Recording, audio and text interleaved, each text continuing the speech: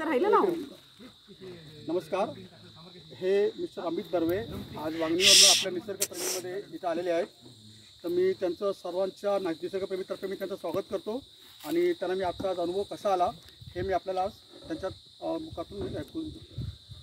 नमस्कार सर्वांना. आणि मला खरोखर म्हणजे असं वाटलं नव्हतं की सकाळी 7ला उठून सगळी माणसं इथे एवढ्या मोठ्या प्रमाणावरती जमा होतील जंगलातल्या झाडाला पाणी घालायला. मला या विषयात खूप आवड आहे. मी परवा आमचं फेसबुकवरती आमचं आणि अनिलदादांचं बोलणं झालं. म्हटलं मग मी ह्या रविवारी नक्की व्हिजिट करतो आणि अतिशय बरं वाटलं. मुख्य म्हणजे संख्या बघून बरं वाटलं की साधारण एक रविवारचा दिवस असतो, प्रत्येकजण कामाला थकलेला असतो, कंटाळा असतो एक तऱ्हेचा, त्यामुळे असा रिस्पॉन्स फार कमी मिळतो. हा रिस्पॉन्स बघून मला पहिला खूप आनंद झाला.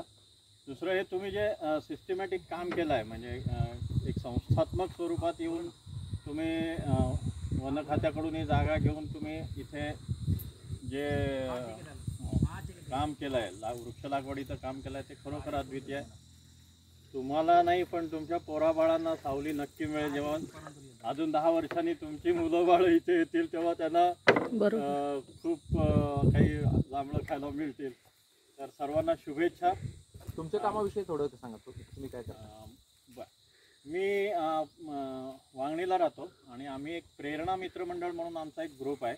कुठल्याही तऱ्हेचं आम्ही रजिस्ट्रेशन केलेलं नाही. आम्ही सगळे नोकरवर्गीय आहोत आणि काही शासकीय कर्मचारी आहेत वगैरे, त्यामुळे आम्ही रजिस्ट्रेशनच्या भानगडीत नाही पडलो. पर्यावरण, रोजगार, शिक्षण याविषयी आम्ही काहीही करत नाही. आम्ही फक्त एकत्र बसतो आणि चहा पितो. तर आणि त्याच्यातून आम्ही बऱ्याच जणांशी जोडले जातो. मुख्य म्हणजे आमचा उद्देश एक आहे की वेगवेगळ्या ठिकाणच्या वेगवेगळ्या लोकांना आपले प्रश्न मांडायची ती आम्ही एक संधी असते, ते एक आमचा गट असतो. आणि असे शेतकऱ्यांचे गट आहेत, काही विद्यार्थ्यांचे गट आहेत. टाकाऊतून टिकाऊ असे आम्ही विद्यार्थ्यांसाठी कार्यक्रम घेतो. असे छोटे मोठे अवेअरनेस वाढवणारे किंवा सेन्सिटिव्हिटी वाढवणारे आम्ही असे कार्यक्रम घेतो. आणि आता हे सर्व करता करता 20 वर्ष आमचे केस पांढरे झाले, पण आम्ही काही वांगणी गावातली पण झाडं नाही वाचवू शकलो. म्हणजे अगदी खरं सांगायचं तर आम्ही फेल गेलो. तर आता असं वाटायला लागलं की कुठेतरी पॉलिसी लेवलला, म्हणजे ह्या ज्या इलेक्शन्स वगैरे होतात की यांच्याकडे यांच्या मागे बसलं पाहिजे. आज सकाळी मी कोणाला तरी सांगत पण होतो की अरे फॉरेस्ट खात्याचं काम तुम्ही करताय, फॉरेस्ट खात्या पगार घेताय. म्हणजे ह्या अशा तऱ्हेच्या भावना एक तयार होत आहेत की तिथून पण ते पण करत असतील असं नाही, याच्यातला भाग नाही. प्रत्येक जण काही हे असतं, पण जेव्हा संस्थात्मक काम करायचं असतं म्हणजे सरकारला तर त्या हायरार्कीप्रमाणे त्यांना काम करायचं असतं, तर काही मर्यादा येतात हे समजू शकतो. पण हा जो प्रश्न आहे विशेषतः पर्यावरणाशी संबंधित, त्याच्यामध्ये जर काही चुका राहिल्या तर या भावी पिढ्यांना नष्ट करणार, म्हणजे आपल्याला त्रास होणारे अशातला भाग नाही. आता काही इतर पॉलिसी मेकिंगमध्ये काही चूक झाली तर ती रिपेअर होऊ शकते. बाबा ह्या वर्षी नाही झालं, आपण पुढच्या वर्षी बघू. पण एक झाड तोडलं किंवा एक झाड चुकीच्या रीतीने तोडलं की ते 50 वर्ष तिथे काही येणार नाही. म्हणजे आपण पुढची 50 ते 80 वर्ष बॅकलॉगला जातो. तर म्हणून काही काही ठिकाणी नागरिकांचे हे जे आमचे 5 विषय आहेत, पर्यावरण, रोजगार, शिक्षण, आरोग्य आणि शेती, तर या 5 विषयांच्याबद्दल हे आपले विषय आहेत. याच्यामध्ये सरकारचं काही नाही किंवा प्रत्येकाच्या जिव्हाळ्याचे प्रश्न आहेत की कोणी ना कोणी या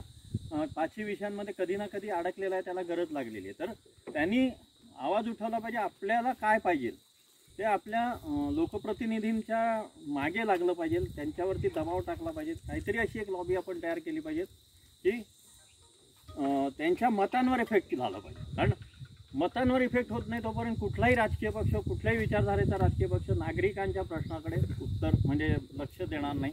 नागरिकांना आपल्यालाच हे पाहिजे. आणि हे पर्यावरण, रोजगार, शिक्षण, आरोग्य, शेती जी पंचसूत्री आहे ही अतिशय महत्त्वाची. आणि त्यातल्या त्यात पर्यावरण आणि पाणी हे 2 विषय आहेत. हे जर सेन्सिटिव्हनेसली ऑपरेट झाले तर प्रचंड हानी होणार आहे, प्रचंड.